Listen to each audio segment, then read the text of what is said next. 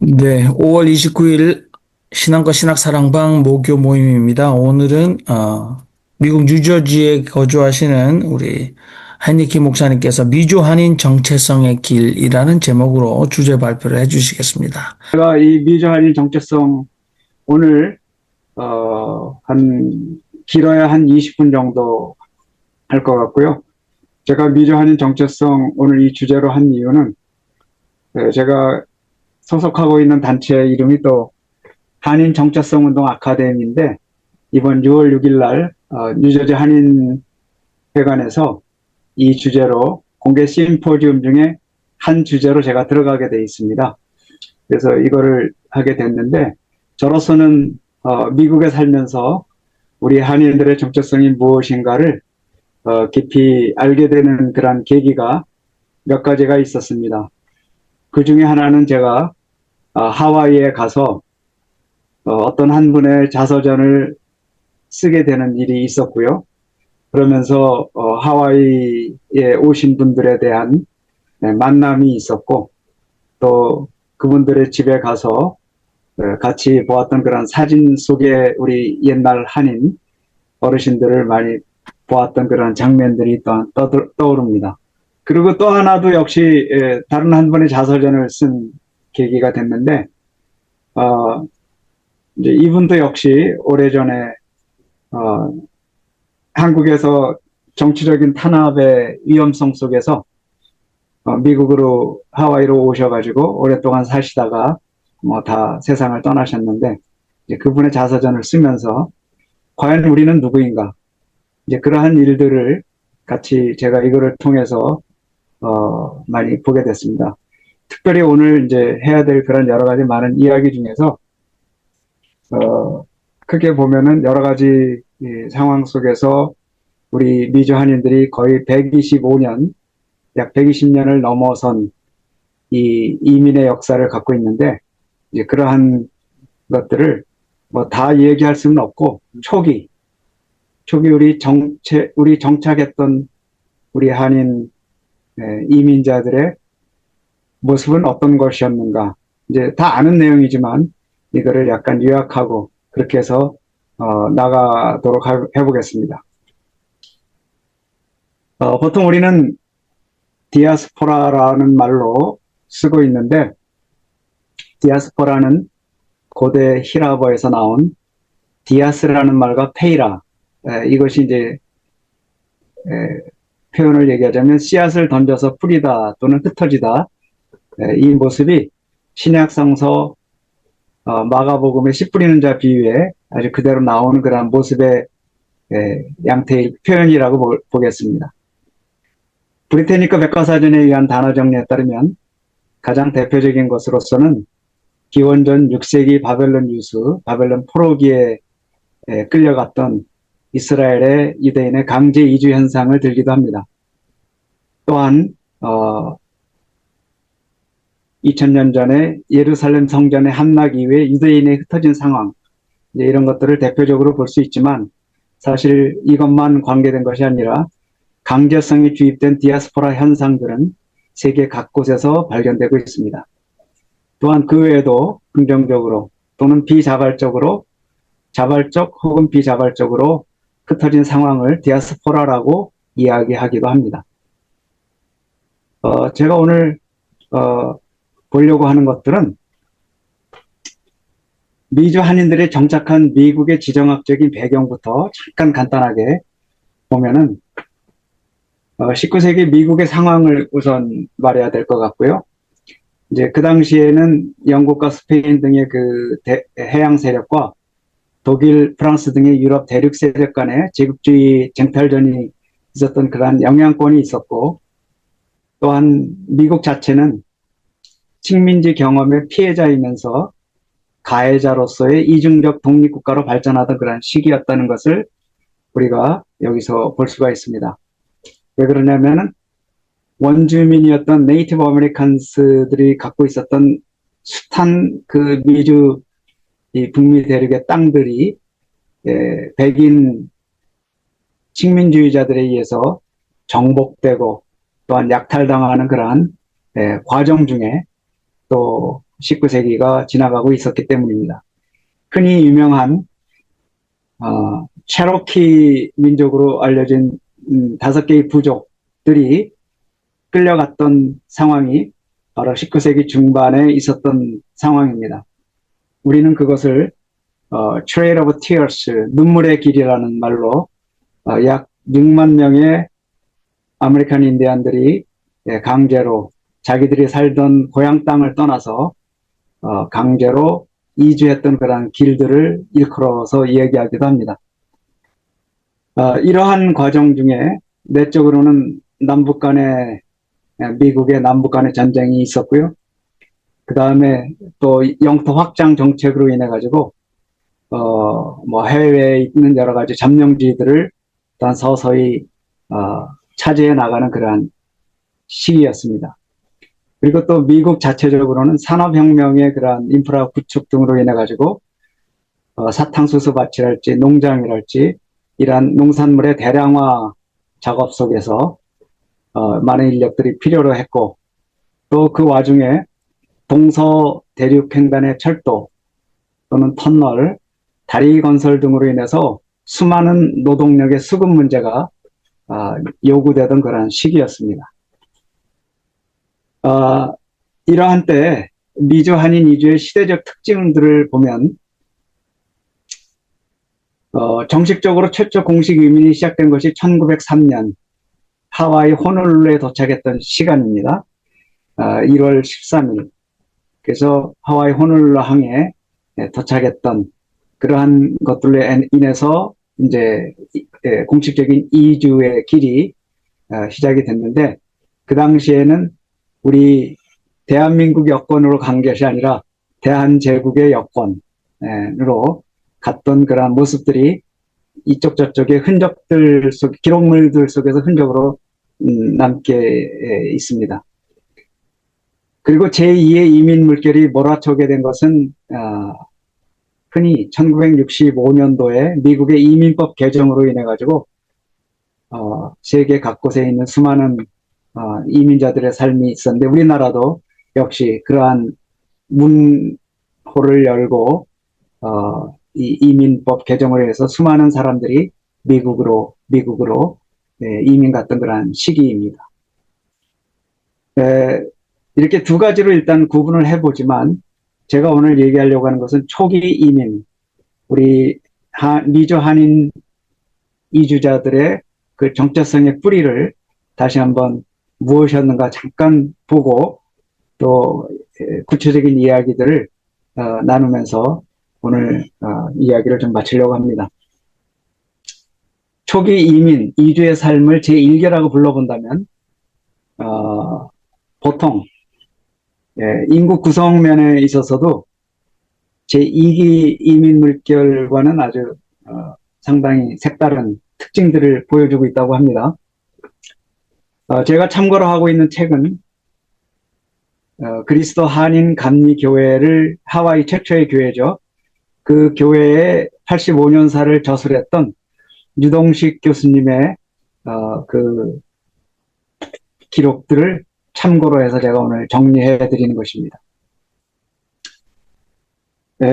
주로 초기에 차지했던 인원들은 절대 다수가 농장 노동자들이었고, 극소수의 민족 지도자들이 주로 왔다 갔다 했던 것이었는데, 주된 목적은 일단은 농장 노동자들이 왔던 것은 경제소득의 증진을 위한 것이었고, 또 민족 지도자들이나 이런 분들이 자연스럽게 연결됐던 것은 곧이어 있었던 일제의 강제 점령, 즉 식민지 시대를 겪으면서 민족의 독립운동이 주된 목적이었다고 여기서 볼 수가 있습니다.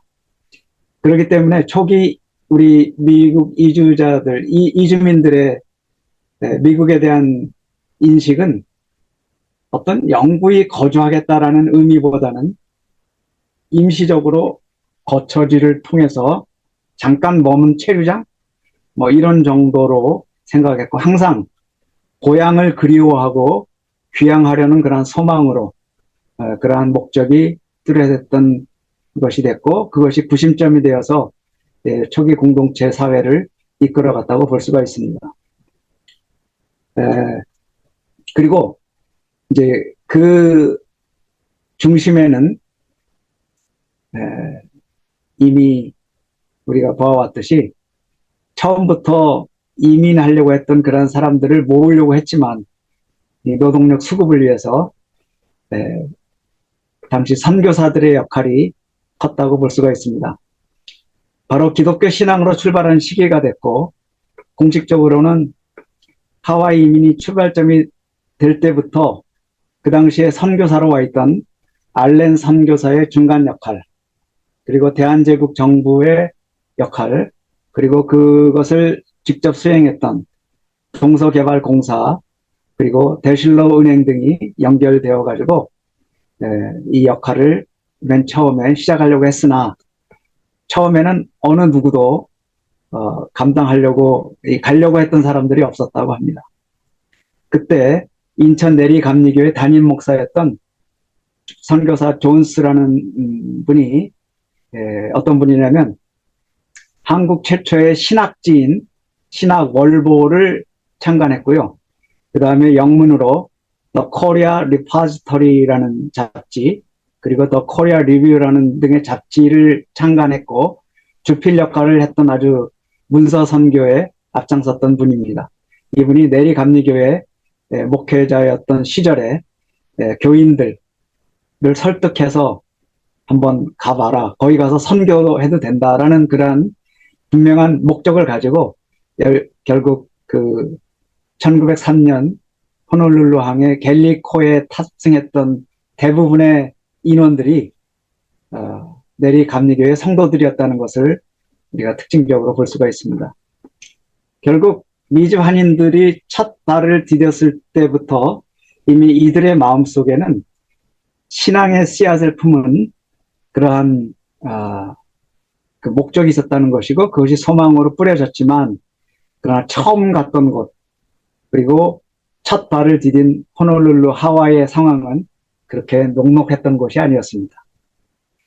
그래서 우리 초기 한인들의 특성으로서 볼 수 있는 것은 교회와 더불어 신앙과 더불어 출발은 했으나 그들이 받았던 신앙은 굉장히 힘들고 어려웠던 그런 것이라고 볼 수가 있습니다.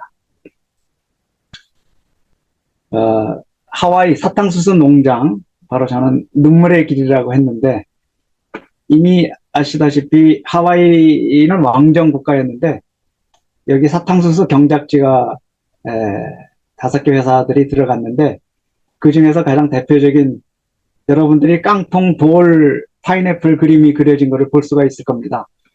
이제 그 돌 회사를 차렸던 샌포드 돌이라는 사람을 주축으로 했던 쿠데타가 일어납니다. 하와이 왕정을 갖다 무너뜨리고, 그리고 대통령, 그 사람을 이제 대통령으로, 돌을 대통령으로 한 하와이 공화국을 선포했고, 사실 이 사건은 하버드 대학의 그 국제법 연구소에서 하나의 예로 했던 대표적인 2가지 강제 무효 조약을 들 수가 있는데, 1893년에 돌의 대통령으로 인한 하와이 공화국 쿠데타와 그리고 1905년에 있었던 일사늑약, 이것을 국제법적으로 원천 무효라고 주장했던 그러한 예가 있는데 바로 그 시기의 일입니다. 그리고 바로 1898년도에 미국 본토와 이렇게 병합하게 되죠. 이제 이러한 영향 속에서 1882년부터 미국 본토에서 적용되던 노동법, 그리고 이미 조선과 미국과의 그러한 조미 수어 통상 조약, 이걸로 인해 가지고 한국과 미국 간에 그 당시에 대한조선이죠, 조선국과 미국 간의 이제 수어 통상 조약에 의해 가지고 이제 합법적으로 이민선을 타게 된 상황이었습니다. 이제 이러한 상황이었지만 123년 전 최초의 이민선 안에는 이 사진에서 보다시피 갤리코라는 홍콩과 샌프란시스코를 왔다 갔다 하는 그런 정기 여객선이었던 것 같습니다. 그래서 1902년 10월인가 그때 출발했는데 1월 12일 날, 13일 날 하와이 호놀룰루 항에 도착했던 갤리고의 탑승자는 102명이었지만 그 중에 이제 나중에 신체 검사하면서 또다시 탈락했던 사람 빼면 약 85명의 대한제국의 국민들이 이 갤리코에 탔다고 합니다. 그리고 그 중에서 약 50여 명이 인천 내리감리교회 성도들이었다고 합니다. 그리고 이미 미국은 그 당시에 왜 한국인들을 데리고 와야 했냐면은 좀 전에 화면에서 보았던 1882년도에 설립된 미국에서 통과됐던 중국인 배척법, 이제 그러한 것에 의해 가지고 너무 많은 한 종족이 미국에 와서 일하게 되면 많은 문제점을 일으킨다 해가지고 중국 이민을 배척했던 그러한 법안이 있습니다. 그게 꽤 오래됐던 건데 이제 그런 걸로 인해 가지고 중국인들을 수급했던 것이 이제 중단되고 또 그 다음에 이제 일본 사람들이 하와이로 몰려왔고요. 일본인도 역시 똑같은 그러한 영향 속에서 이제 세 번째로 녹화했던 것이 바로 한국인, 조선 우리 국민들이었다고 합니다. 이제 바로 이러한 시기 이후에 여기서 잠깐 소개하는 거는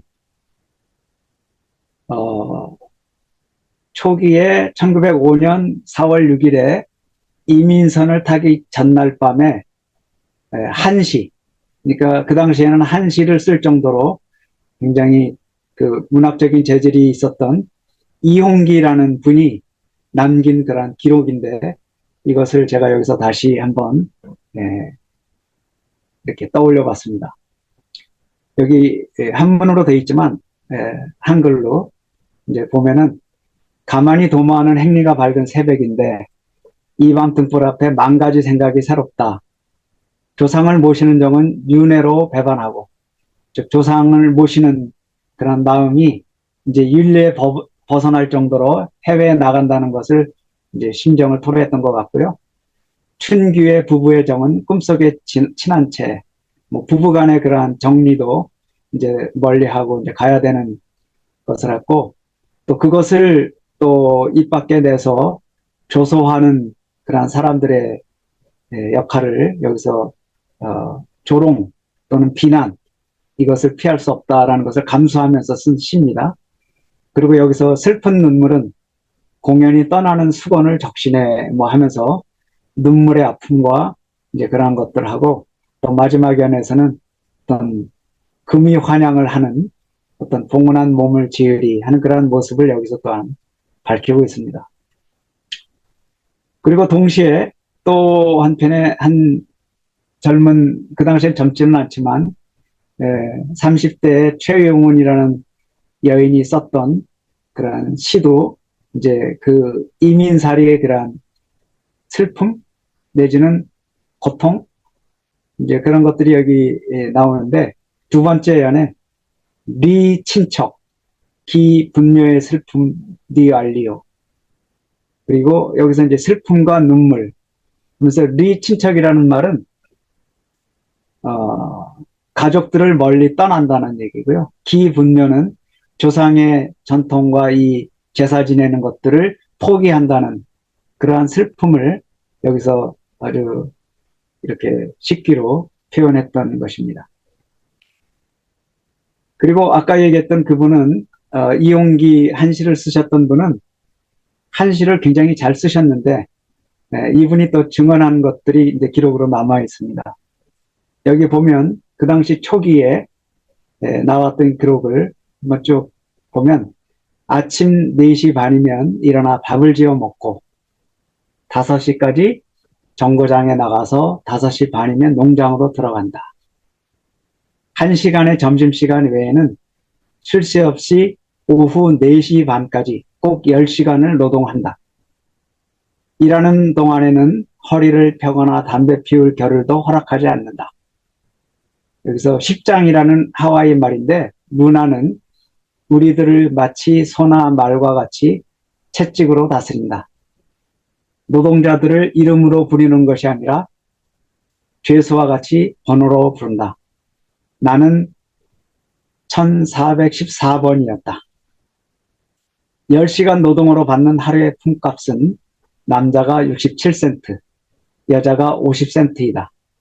그 돈으로는 근근히 생활이나 유지할 정도다. 숙소는 사병들의 막사같이 생긴 판잣집인데 한 칸에 4사람씩 기거했다.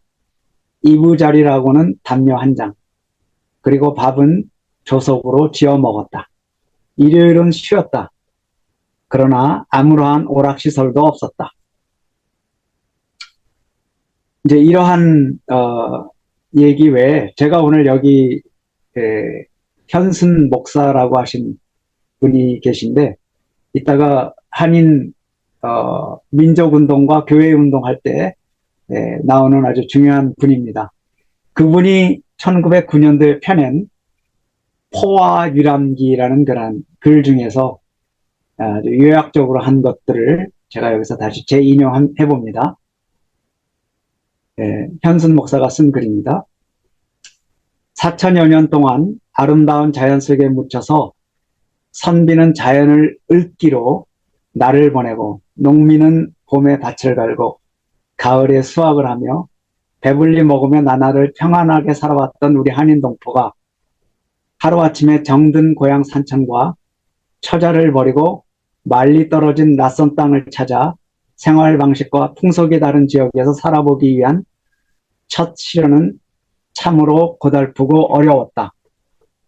고향을 못 잊고 발디딘 처음에는 혹은 회사를 원망도 하고 혹은 통역인들과 다투고 싸움도 끊이지 않았다. 또 심한 노동에 견디지 못하여 그중 의지가 약한 자들은 의심한 사양병에 걸려 생활의 안정을 못 찾고 이리저리 떠돌아다녔으니 한 개의 나무 상자와 그 위에 잠자리를 얹어지고 방황하는 사람은 거의 우리 한인들이었다. 압제 정치 밑에서 석방만을 받았던 무지무식한 하류인인 그들은 처음으로 자유세계에 나섰으니 어른과 아이 구별이 없었고 멋대로 방자하여 술과 잣기로 날을 보내는 것이 고작이었다. 우리 한인이 거류하는 농장마다 이런 현상이 연이어 일어났으니 농장 주인의 박대와 또한 타민족의 멸시와 학대를 면할 길이 없었다. 이제 이러한 영향력을 우리가 볼 수가 있듯이 이제 자치적으로 농장이나 뭐 여러 가지 이제 또 새롭게 교회가 생기고 하다 보니까 잔치단체 조직 등의 새로운 삶의 운동이 우리 미주 초기 한인 공동체에서는 일어나게 되는데 그 중에 3가지로 이제 요약이 될 수가 있겠습니다. 첫째가 이제 같이 일하고 있는 그 농장이나 이런 데서의 동해 조직.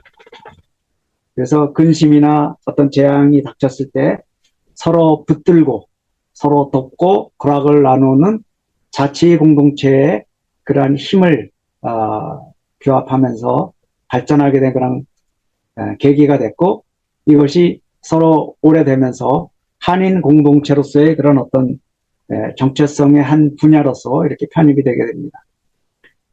또 하나의 역사적인 사건으로서는 최초의 정치 조직인 신민회를 이제 결성하게 됐고 동포들의 지식 개발을 했고 그리고 자라나는 아동들의 교육 그리고 한인의 공동의 이익을 위한 산업 그런 것들을 육성하고 특히 조국의 정치적인 현황에 대해서 아주 민감하게 반응하면서 정치 쇄신에 대해서 힘쓰는 그런 모습들이 보여지게 됩니다. 그리고 무엇보다도 가장 중요한 운동 중에 하나가 교회 활동이었습니다. 그래서 초기 미주 한인 공동체의 정체성의 첫 번째로 우리가 볼 수 있는 것은 신앙 활동인데 그러한 교회 활동들의 역할은 굉장히 실질적이었고 또한 체험적이었고 위기 속에서 어떻게 살아가야 되는가에 대한 답을 얻을 수 있는 하나의 돌파구였습니다. 그래서 당시 미주 감리교회의 그 감리사로 있었던 워드만 감리사의 보고에 의하면 1907년이죠. 한인은 하와이에 온 모든 이민자들 중에서 가장 종교적으로 민감한 민족이었다. 특히 기독교의 복음을 받아들이는 경향이 매우 강했다라고 아주 우리 미주 한인 초기 공동체의 모습들을 그렇게 보여주고 있습니다. 이것은 이 교회 활동이 지금 현재 미주 대륙에 있는 모든 한인들의 삶의 역할에 어떤 한인회보다도 교회를 중심으로 해서 뭉쳐진 그 공동체가 훨씬 더 효과적으로 여러 가지 공과를 같이 내포하면서 발전해 왔다는 것을 볼 수가 있습니다. 이또 히로부미가 한일 합방을 준비하면서 가장 경계했던 말들이 있습니다. 그때 영국의 세실 총리가 그 사람을 만나면서 했던 이야기인데요. 조선에서 가장 무서운 게 있다. 그게 뭐냐? 기독교다라고 얘기했습니다. 둘 중에 일본이 망하든가 기독교가 망하든가 둘 중 하나가 망해야지만 된다. 라는 말을 세실경에게 했다고 하는데 그 말을 하고 나서 1년 있다가 안중근의 총에 의해서 결국은 이토 히로부미는 사라지게 되는 그러한 아이러니를 또한 우리는 여기서 볼 수가 있습니다. 여기서는 이제 미주 초기 한인 공동체의 그런 모습들을 한번 보면은요. 제 왼편에 있는 것이 1903년 대한민국의 여권으로 되어 있는데, 대한제국, 이제 말로 이렇게 표현되어 있고, 민경익인가 하여튼 이런 분들이 여기에 인장을 찍은 것들이 이제 보입니다. 그리고 오른편에 있는 것이 호놀룰루에 도착했던 갤리코가 호놀룰루항에 도착했던 이민선입니다. 그 다음에 1904년에는 찍힌 사진인데, 이것이 이제 새 이민을 맞이하는 선착장에 온 그런 어린아이들도 있는 그런 모습들입니다. 그 당시에 우리 대한민국의 태극기, 그리고 미국 성적이 이렇게 있고, 또 특이할 만한 사항으로서는 아직 외교권이 박탈됐는지는 모르겠는데, 일사늑약에 있었던 그런 시기에, 외무 협판이라고 하는 윤치호라는 이분도 하와이에, 한국 관리의 직분으로 하와이에 도착해서 그 당시에 한인 기숙학교에 모여있던 학생들과 같이 찍었던 그런 귀한 사진입니다. 그리고 1905년에 호놀룰루에 이제 1903년도부터 한인 기독교 선교회가 설립이 됐고, 그 이후에 이제 또 교회가 됐는데, 그 교회가 이제 호놀룰루 한인 감리교회라고 해서 되어 있습니다. 호놀룰루에만 있었던 것이 아니고, 농장마다 이제 각 곳에 이제 교회 예배소가 설치가 됐고 했는데, 그 중에 한 곳인 누아누 스트리트에 있는 한인 감리교회 사진입니다. 그때 흰 옷을 입은 우리 동포들의 그런 모습을 볼 수가 있습니다. 그리고 1909년도에 이제 생기게 된 그 대한인 국민회라고 하는 대조직이 있는데요. 이것이 전체 우리 미주 한인 동포들의 모든 것들을 대변하는 정말 국가와 같은 그런 존재였습니다. 이제 대한인 국민의 하와이 지방 총회가 1909년도에 있었던 그런 사진입니다.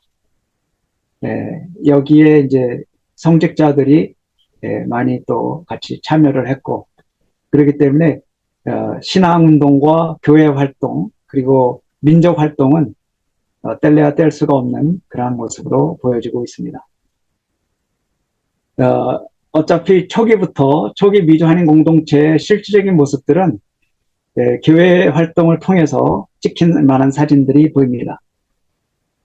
이제 제1대 아마 하와이 일대 교회에 미주 한인 감리교회의 초대 목회자였던 홍승화 전도사의 모습이 위에 보이고요. 그리고 가운데 까만 옷을 입은 분이 아까 하와이 이민을 주도했던 인천 내리 감리교회 일대 목회자였던 존스, 조시원이라는 한국말로 붙여진 그런 분입니다. 그리고 아까 포와 유람기를 썼던 현순 목사인데 1903년도에 같이 이민선을 탔던 분입니다. 이제 그분이 하와이에 와서 1909년도에 이 역할을 감당했는데 그 이후에 또다시 한인 감리교회 7대 목사로 다시 또 부임한 이후의 그런 사진입니다. 1924년에서 25년까지. 그리고 현순 목사에 대해서는 따로 시간을 할애해야 할 정도로 우리가 잊혀졌던 한 인물인데 독립운동가이자 신앙가였고 우리 민족을 위해서 애쓴 그 가족 전체가 굉장히 우리 민족의 슬픔과 아픔을 같이 했던 그러한 기록이 있는 분입니다. 그리고 제가 여기서 올린 사진들은 하와이의 긍정적인 면, 하와이 미주 한인들이 긍정적인 면만 있었던 것이 아니라 이것도 따로 이야기를 해야 될 그런 부분들인데 하와이에 오게 된 분열과 갈등의 모습들이 이제 싹 터 보이는 그런 모습인데요.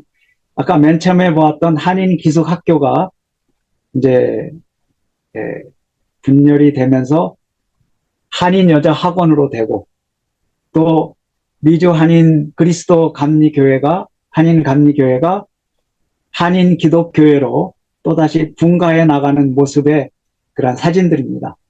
사실 이것을 이야기하게 되면은 우리 기독교의 분열 또 우리 미주 한인 동포들의 분열 갈등 이라는 것들의 씨앗이 이미 이 속에 내포됐는데 이것을 여기에서 얘기하기는 그렇고 단지 이 배후에는 이승만 그 당시에 우리 전 대통령의 역할이 있었다는 것을 알리고 싶어서 이 사진을 했습니다. 제가 몇 년 전에 지금부터 한 2, 3년 전에 하와이에 갔을 때 한인 기독교회도 제가 방문했었는데 그때에도 저런 광화문의 모습을 본따 얹은 한국적인 전형적인 그런 교회당 모습이 있었습니다. 그리고 이것은 이제 하와이 감리교회 창립 50주년 기념 때 그 당시에 목회자였던 안창호 목사님, 도산 안창호가 아니고요. 안창호 그 당시에 담임 목사님하고 가운데 얼굴 안경 쓰신 분이 아까 얘기했던 이홍기 한시를 쓰셨던 분의 그러한 모습입니다. 이홍기 권사님. 그리고 권도환 선생님 해가지고 이분들은 끝까지 하와이 감리교회 교인으로서 따로 떨어져 나간 한인 기독교회, 그러니까 감리교회에서 기독교회로 이제 떨어져 나갔던 이승만 씨의 이름도 불리지 않습니다. 이홍기 선생님이 쓴 한시에도 보니까 이승만이라고 하지 않고 최근에 한국에서 뭐 대통령이 되었던 이라는 자라는 말로 표현할 정도로 지금도 한인 미주 하와이 한인 사회에 보면 동지회라는 조직과 국민회라는 조직이 굉장히 갈등과 지금도 화해를 하지 않고 있는 것 같은 느낌을 많이 받았습니다.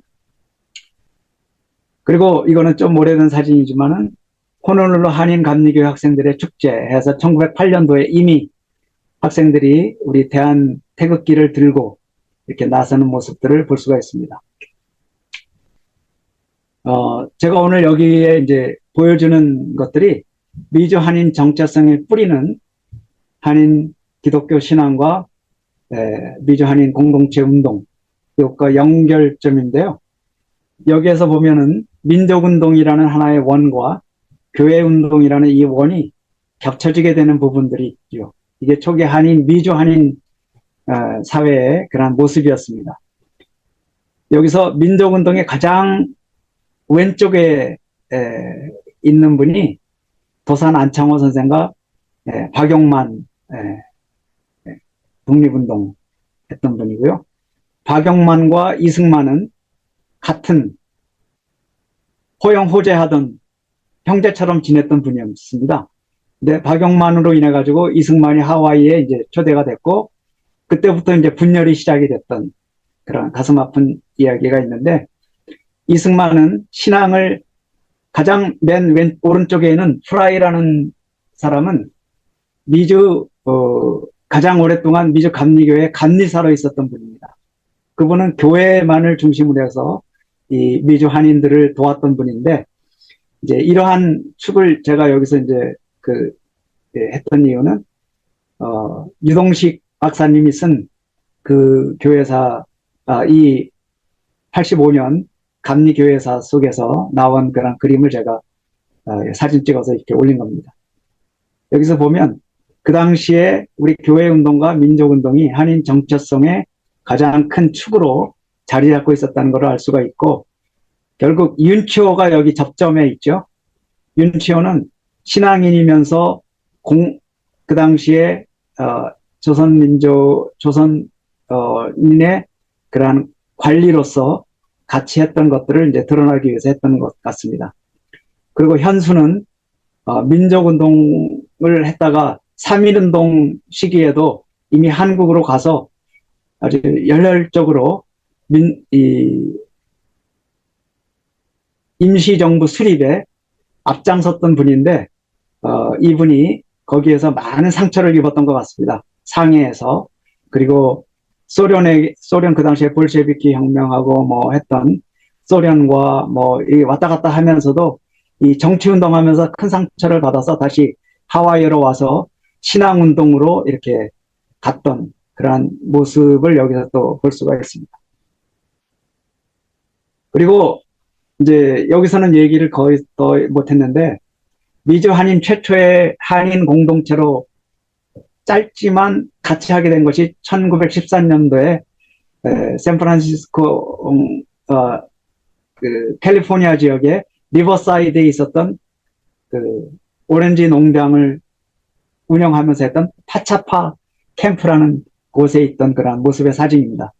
맨 왼쪽에 도산 안창호 선생님이 같이 노동일을 하면서 오렌지를 수확하면서 같이 찍은 사진들이고요. 같이 그 당시에 같이 공동체 역할을 했던,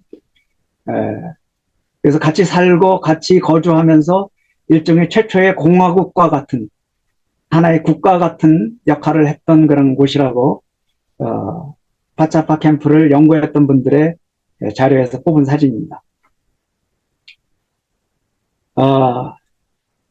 이제 너무 오래된 것 같아서 이제 이야기를 여기서 좀 마치고요.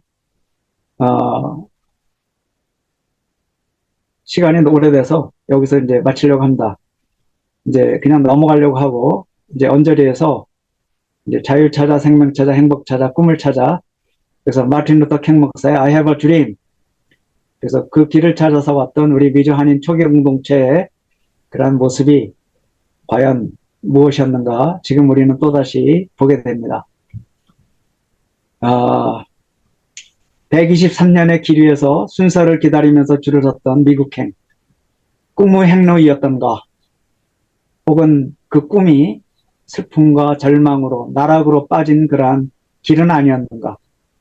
물질로만 이루어진 꿈일까? 행복은 의식주만으로만 이루어지는 것일까? 자본 축적으로만 이루어지는 것일까? 이런 질문들을 우리가 할 수밖에 없는 우리 미주 한인들의 그런 현재의 모습일 수도 있습니다. 이제 이것을 제가 이제 신앙의 차원에서만 말할 수 없는 새로운 영성의 길이어야 한다는 것을 우리 미주 한인 정체성을 바라보면서 앞으로 우리가 가야 될 길이라고 저는 생각이 됩니다. 굳이 어떤 교리적인 또는 교회적인, 이제 그것은 제가 세 가지 질문, 그거를 통해서 오늘 마무리하려고 합니다. 첫 번째는 마지널리티입니다. 우리는 항상 센츄리즘, 중앙으로 가려고 노력하는 그런 것들이 있었지만, 우리 초기 이민자들은 철저하게 마지널리티에 살았습니다. 1세들은 철저히 모퉁이에 살았던, 일종의 변방에 살았던, 그 경계선에 서 있었던 굉장히 위태위태한 삶을 살았던 그런 자리였다는 것입니다. 그래서 꿈은 꿨지만 그 꿈이 비록 절망적인 것처럼 보였을지라도 우리 정체성의 새로운 싹의 걸음으로 채워졌던 것을 우리는 잊어서는 안 될 것 같습니다. 아름답게 태어났던 눈물방울들이고 하늘로 맺혀진 방울들이었습니다. 두 번째는 익명의 자리였습니다. 아까 제가 건져 들었던 그러한 한시랄지 이런 것들은 우리들한테는 잘 알려지지 않았던 정말 철저하게 신앙 하나만을 믿고 살았던 이용기 권사님 같은 분들, 최용은님 같은 노동의 현장에서 뛰었던 분들, 이런 것들은 그때 그리스도의 도움으로 예수에 대한 신앙으로 걸어왔던 길을 걸어갈 수 있었던 정말 모든 것들을 포기하고 절망의 눈물과 피눈물 나는 하늘로 맺혀진 이야기 안에 담겨진 그 진심이 그 익명성 안에 있었다는 것을 말씀드리고 싶습니다. 그 진실은 여전히 유효하다고 저는 생각합니다. 말로 표현할 수 없는 영성의 이야기들이 우리들의 정체성 길 위에서 말하고 있습니다. 이것은 제가 누가복음 24장 부활하신 예수가 엠마오로 가는 두 제자들에게 나타났지만 슬쩍 들어온 익명의 그리스도처럼 낯설지만 익숙했던 소리, 그 진리의 소리를 우리는 미주한인 정체성 운동을 하면서 들어야 된다고 생각이 됩니다. 그러한 음성들이 길 위에 함께 더불어 가고 있습니다. 세 번째 역할은 마지널리티에서 센트럴리즘, 즉 마이너 스트림에서 메이저 스트림으로 갈 때 생기는 역할이 전도되는 모습입니다. 이것은 우리가 흔히 가질 수 있는 오만 내지는 편견입니다. 여기서 늘 벗어나지 않으면 우리는 또한 갈등과 반목과 그러한 곳에 차별과 이제 이러한 착각을 갖게 되는데, 저는 이것을 지난 시간에도 잠깐 언급했었던 도스토옙스키의 까라마조프가의 형제들 중에 나오는 둘째 이반 표도로비치가 말하는 대서사시 대신문관 중의 이야기에서 끄집어냈습니다. 다시 언급하자면 16세기 스페인 세비야 광장 2단 처형의 무대 광장인데, 그때 예수가 다시 등장합니다. 진짜 이적을 행하고 기적을 행하면서 많은 죽은 자를 일으키면서, 그때 90세의 대신문관이 이 장면을 보면서 수행원들을 시켜서 예수를 잡아들이게 합니다. 이지적 논리와 법과 철학으로 예수와 그 지하실에서 아주 피 튀기는 그런 자기 논리를 펼쳐나가는 아주 진지한 모습이 저에게는 굉장히 충격적이었습니다. 이미 세 가지 광야에서의 유혹을 거절하고 자유를 담보로 이미 우리들에게 그 모든 유혹을 뿌리쳤던 그 역사적 그리스도 예수에 대해서 노인은 철저하게 다그치고 신문하고, 당신이 우리에게 이 모든 것들을 맡기지 않았느냐? 왜 다시 와서 우리를 갖다 이렇게 괴롭히느냐라고 하면서 절규하듯이 예수를 다그치지만, 예수는 이 대신문관 서사시에서는 아무 얘기도 하지 않습니다. 오직 침묵으로 일어나는 장면이 오히려 더 압권입니다. 과연 침묵하는 진실의 모습 가운데 무엇을 우리는 다시 찾아가야 하는가? 저는 오늘 마지막으로 우리 미주 한인 초기 이민자들, 그리고 지금 살아가고 있는 우리들이 가져야 될 그런 길이라고 봅니다. 마지막으로 대신문관은 조용히 옥문을 열어서 재림 예수를 내보냅니다. 어쩌면 그 예수는 지금도 우리 주변을 걸어가면서 마치 익명의 그리스도처럼 이적과 기적을 베풀기도 하고, 고통과 아픔 가운데 있는 사람들을 어루만져 주기도 하면서, 그러한 이방인들, 그러한 변방에 내몰린 사람들, 정말 애뜨랑제들을 일으키면서 길 위에 서 있는 것은 아닌가 하는 그러한 자문을 하게 됩니다. 우리는 누구인가를 다시 물으면서 이미 예수의 이름으로 세상의 구원을 담보하는 이 땅의 수많은 에이전트들, 교황을 비롯해서 수많은 목회자들, 수많은 장로들, 수많은 교회의 핵심자들에게, 오늘의 교회에 출석하게 만드는 기독교 신앙의 교리자들에게 진정한 주인공 예수는 언제나 배척되고 있다는 사실을 우리는 역할의 전도, 히란 말로 페리페테이아, 역할이 전도된 거죠. 대신문관과 진짜 주인공이 역할이 전도된 이러한 모습 속에서 우리가 살아가고 있다는 것을 늘 물으면서 우리는 나가야 되지 않을까 하면서 일단 여기서 마치겠습니다. 감사합니다.